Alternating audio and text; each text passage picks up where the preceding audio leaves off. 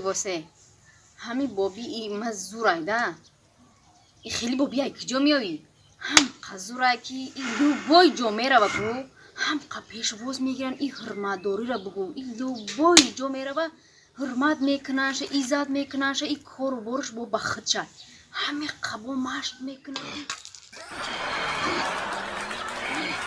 فقط کارش با مشت میکنن ای کجای میره و کار بارو هم تاری با این مشقاشه با پیشی رهش نگردان قطی مایکل تکس نه خیلی باز میکنه میگه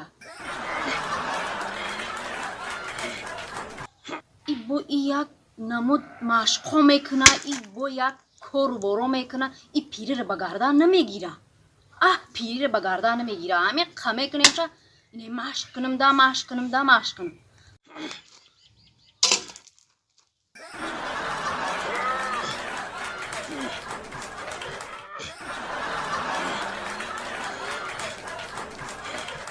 ای بابی مرا نگردان کو قطی مایکل جکسون میزنو میگه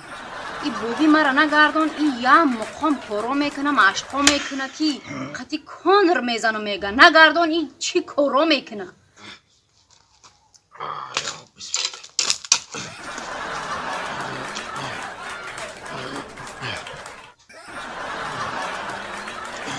چیه قطار کسای تو؟ همی بابی ما آخی همی یک ساعت اشوره برای همین بابیت خوندی مدن آخی زر بودم که تحریم مگی تو انا همی بابی تو را در ری توالت چکرگی میکنیشه تا انا همیشه گور میکنی ایس نمیگی یلقت اوس نمیگی یلقت میدنی فهمیدی؟